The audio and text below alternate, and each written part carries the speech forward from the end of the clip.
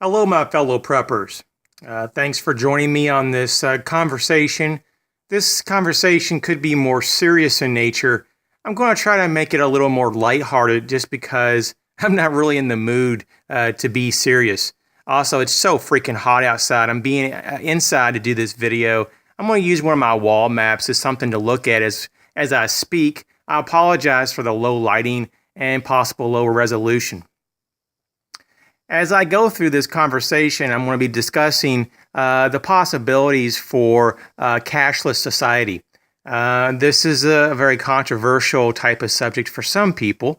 They do believe that this is a conspiracy type of talk, but we are seeing that most people these days don't use cash. So there's a natural progression as we see just as a cultural phenomenon to use debit cards, credit cards, and prepaid cards.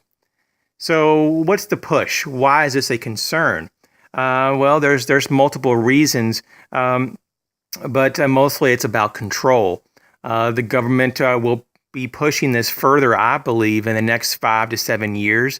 And I think there's a very good chance we could be completely over and switched over to a cashless society, at least here in the United States, in the next 10 to 12 years.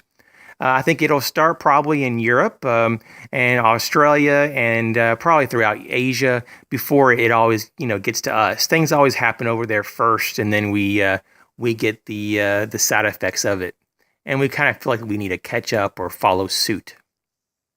So, what's the deal with this?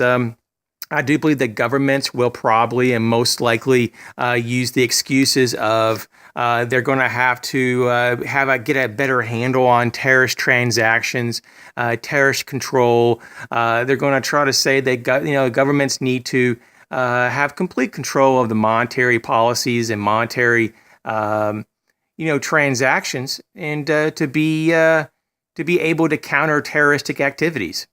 That may not be true at all. I don't think that governments are doing a very good job right now. They're actually probably promoting and actually encouraging more activities, terrorist in nature, so they can actually grab more civil liberties. The other thing they're going to probably say is, epidemics, diseases, that cash is so dirty, and that we don't need to be handling that dirty cash anymore. Just go to a cashless society, and it should be a lot more sanitary and healthier. This also takes, of course, the power of the people to purchase things in a private manner.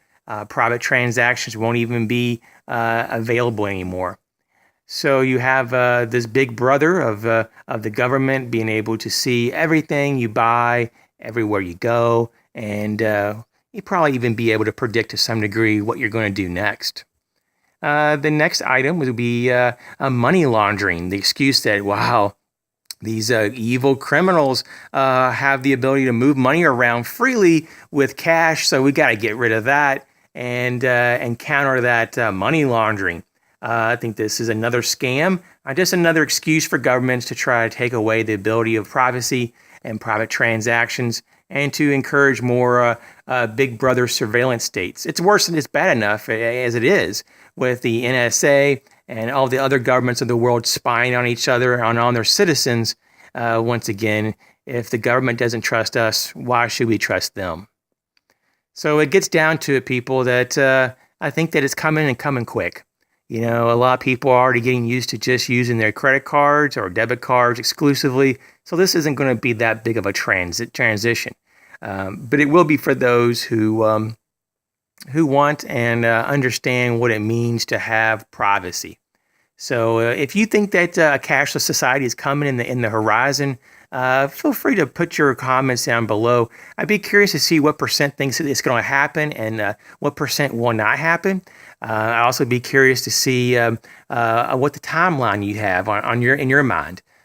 So I think it's coming, and I think that depending on the right type of person and the right type of event, especially with the increased activities of terrorist activities around the world, it's just going to be more and more excuses to usher in this control of governments and to tighten monetary policies, control the ebb and flow of money in and out of areas and regions from country to country, and they'll probably also state that it'll help create more stability within currencies.